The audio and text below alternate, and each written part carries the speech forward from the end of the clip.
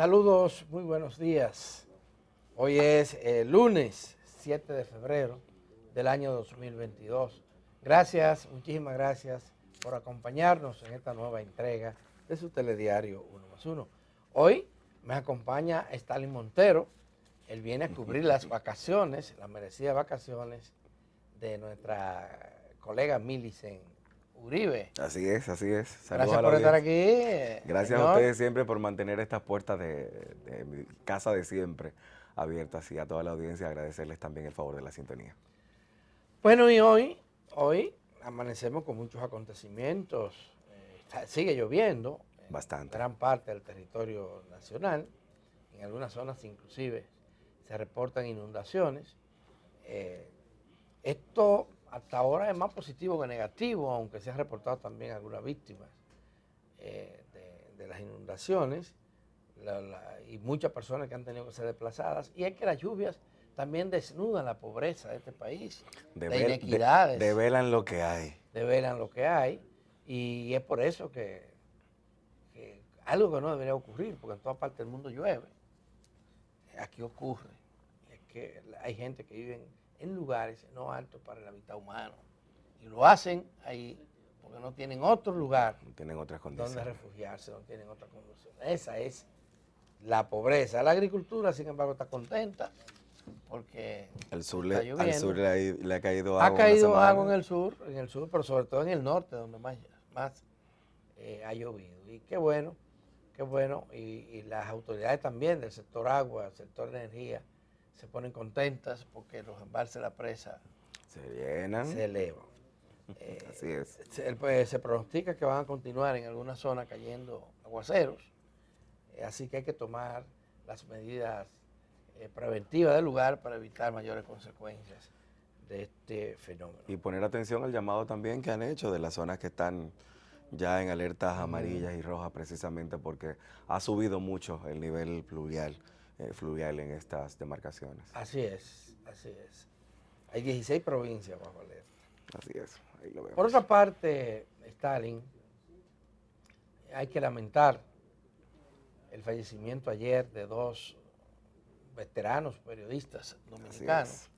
Se trata de Orlando Gil y Mario Rivadulla. Tienen en común que fueron dos periodistas especializados en temas políticos.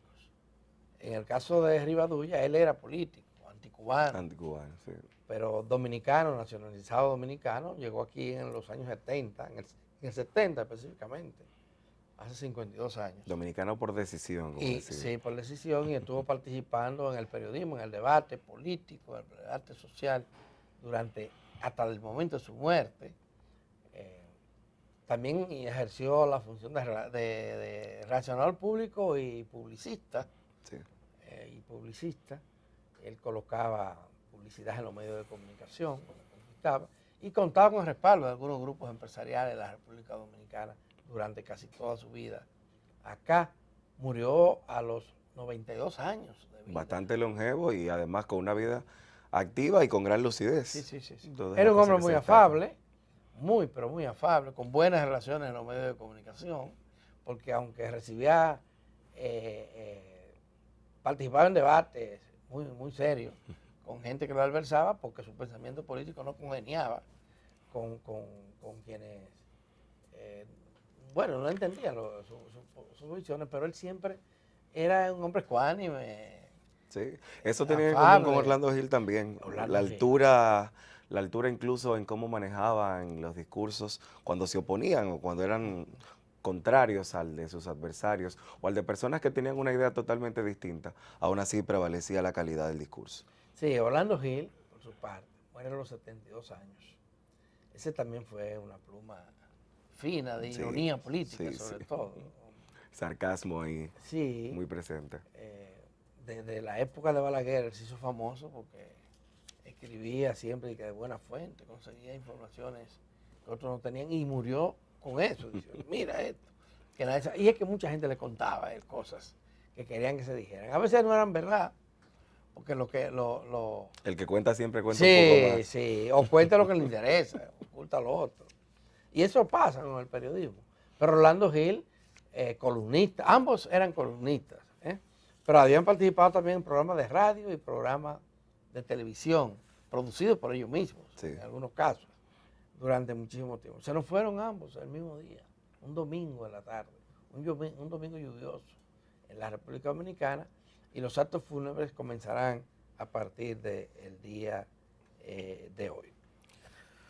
La noticia más trascendentes del día de este fin de semana tienen que ver, una, con el recorrido que hizo el presidente Luis Abinader por la región sur, donde anunció obras, inauguró otras construidas por su gobierno o que se iniciaron en gobiernos anteriores, y además habló con la prensa. Una de las informaciones más trascendentes de lo que dijo tiene que ver con el petróleo. Es una respuesta a la oposición política que le ha atacado, le está atacando. Le ha atacado porque los precios del petróleo están muy altos. Siguen señalando la famosa fórmula, ¿verdad? Sí. Reclamando. Y creen que ese es el problema. No. Ningún otro gobierno como este, hay que reconocerle ese mérito, ha asumido las alzas de los precios del petróleo en gran medida. Sí. Y si no, estuviéramos pagando gasolina así más allá de los 300 pesos. Sí.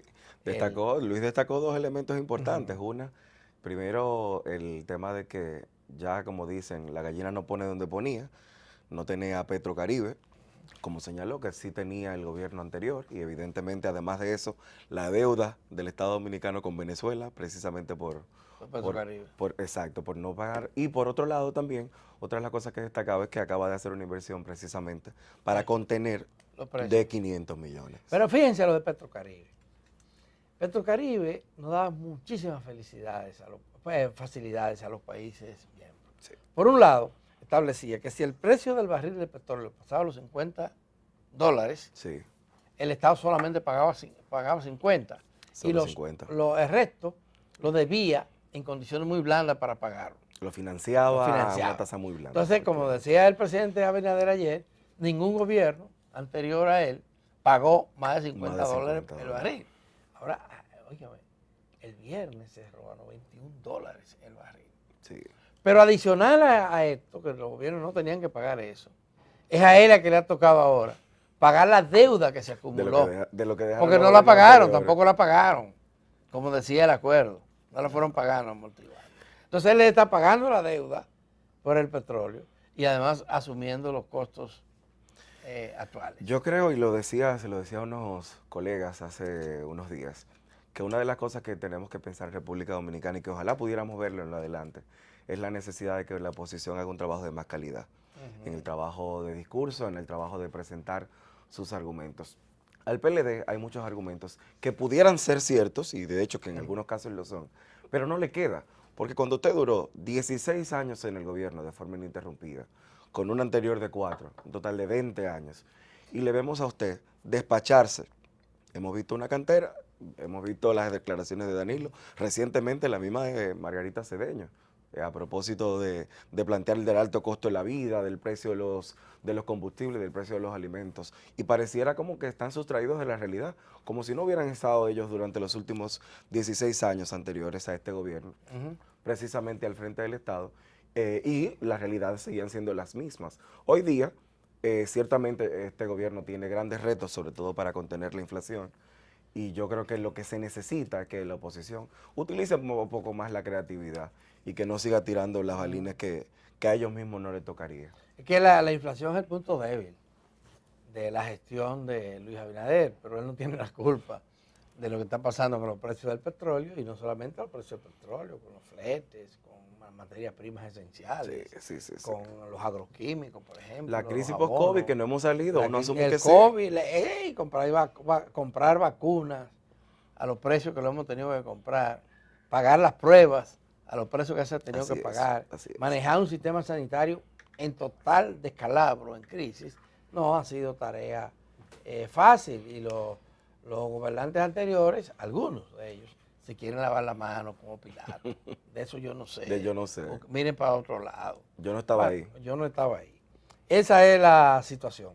Y a propósito de política, Stalin, el PLD reunió a su dirigencia durante el fin de semana, tanto al comité político como al comité central, y entre otras tantas cosas, discutieron, reglamentaron el proceso interno para escoger a su próximo candidato o candidata presidencial para las elecciones que no vienen ahora, van a ser en el 2024. Pero ellos se están preparando para eso, tienen a 6 aspirantes a esa codiciada posición, candidatura presidencial. Bueno. Eran 5 y se sumó Luis de León. Una papa caliente. Una papa bastante caliente. Parece que no hay tantos conflictos, ni va a haber en ese partido. Hay algunos precandidatos que van a la delantera, tienen con qué hacer campaña, tienen relaciones internas y externas frente a otros. Uno no sabe cómo van a echar hacia adelante. Tiene a Maritza ahí, el propio Luis de León, a quienes no se le conoce. No tiene tachaduras públicas. No, pero tampoco fortuna. No tenían fortuna, por lo menos. Luis de León, que es mi amigo, era profesor de una escuela pública en el momento que llegó el PLD al poder. Sí. Profesor en una escuela pública y, bueno, fue viceministro de orgánico, dicen, de educación. Sí, es como el punto aparte, porque siempre ha tenido también una forma de manejarse muy distinguida y ha sido muy cuidadoso y muy asertivo. Una de las cosas que sí... Y Marisa, sí, la conoces, también. Que es una mujer que viene es una abogada. Ella fue esposa del otrora secretario general del PLD, Lidio Cadé. Sí. Pero ella tiene méritos propios. Una data importante también. Brillante, tuvo una trayectoria en la región importante, pero a nivel del país y del propio partido no se le ha conocido un respaldo significativo. Y ni tampoco se le conoce fortuna. Y estas campañas son costosas. Pero además se dice que también hay una visión muy clara de que este torneo al interior del Partido de la Liberación Dominicana va a terminar conteniéndose y disputándose entre Margarita Cedeño de Fernández y Abel Martínez. Son de los dos candidatos. Domínguez Brito también tiene fuerza. Una de las cosas que se resumen es que Domínguez Brito, usted sabe que tiene un tiempo ya con esas aspiraciones y parece que al final de cuentas le hace falta gasolina. No sabemos si es por la misma dinámica. Él, debo decirte lo siguiente, él ganó la encuesta interna que hizo el PLD para escoger a uno entre los aspirantes presidenciales en la pasada contienda. En la pasada contienda, sí. Pero no le gustó a muchos otros y escogieron al penco, como usted recordará. Impusieron al penco. Y los resultados todo el mundo lo sabe. Está. Claro, que en un momento tú puedes tener popularidad y después no tenerla. Sí. Parece que el panorama cambió. Dicen, Margarita podría ser tal vez la agraciada, pero eso le crea un problema al PLD. Porque Abel es más amigo de Leonel Fernández que Danilo Medina. Y entonces algunos entienden que si él no gana, él se va. Muy probablemente sea así, eso dicen también. Eso es lo que se dice por ahí. Pero bueno, cuando uno ve esta actividad también, Adalberto, a uno se pregunta, y ahí también hago mención de lo que hemos visto que ya ha señalado la Junta Central Electoral de manera reiterada. Muchos de estos actos vemos que se justifican sobre la base de la vida interna de los partidos, pero se corresponden claramente con el tema de un inicio a destiempo de lo que está planteado según la ley para el inicio de las campañas electorales. Eso va a costar mucho trabajo aquí en este país. Ojalá hagamos conciencia de la cultura política y que los partidos, que son las herramientas que tiene el sistema dominicano para la elección de sus autoridades, pues que pudiera también hacerse eco y asimilar el tema de cambiar estas malas prácticas. Que no podemos pasarnos la vida entera haciendo campaña. No podemos pasarnos 4 años permanentemente pasando campaña. Y cuando termina la de los partidos políticos, comienzan la de los gremios. Es decir, como que vivimos permanentemente, ¿verdad? En campaña. No. Definitivamente, eso hay que resolverlo. Pero cuesta trabajo en República Dominicana, cuesta muchísimo trabajo romper con esa tradición proselitista que hemos tenido los dominicanos y las dominicanas. Pero fue lindo ver a los PLDistas haciendo su consigna, como los viejos años. Sí, no, y además el PLD salió armonioso, ahí no hubo disgustos.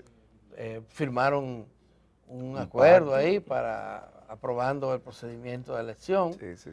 Y bueno, vamos a darle seguimiento para que veamos. Y repito, hay muchas expectativas con relación al resultado de la campaña. Si Si Abel pierde, se va. Dicen que Abel se va. Eso es un lío. Eso es un lío, aunque aquí se comprometen a respetar los resultados. Yo creo que hay que seguir aspirando al fortalecimiento de todo el sistema político dominicano, incluyendo los partidos. Por más diferencias que usted tenga ideológicamente, es importante que esas herramientas funcionen. Pero ojalá se cambien esos partidos. Y se renueven los liderazgos, sobre todo. Se renueven el liderazgo, pero es el pensamiento también. Uno no se da cuenta cuál es la diferencia entre un partido y otro en cuanto a propuestas de solución. Igual ahí hay 6 aspirantes a la presidencia. Dime cuál es la diferencia sustancial en términos de programa, de propuestas, de solución a los grandes problemas del país que tienen uno y los otros. Casi nunca conocemos la propuesta, eso es lo primero. Ese es resaltando las condiciones personales y que yo sí, tú no, yo sí, tú no. Pero no hay programas que te permiten a ti decir, mira, esto conservador o liberal, como lo plantean algunos partidos tradicionales en otras naciones. Usted va a España o va a los Estados Unidos y ve las discusiones que se dan y ciertamente hay diferencias. Ha mejorado el discurso, pero sigue estando presente ideológicamente. Así es, definitivamente. Y usted que sí.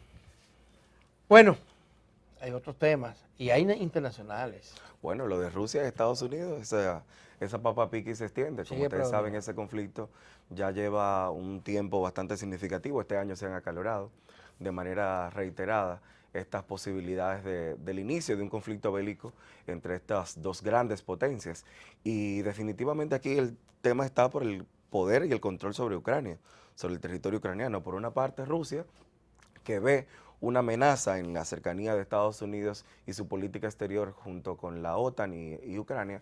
Y por otro lado, indiscutiblemente también, entonces la visión de Estados Unidos de plantear sus fronteras exteriores, como yo digo, todos sus aliados terminan siendo fronteras suyas también.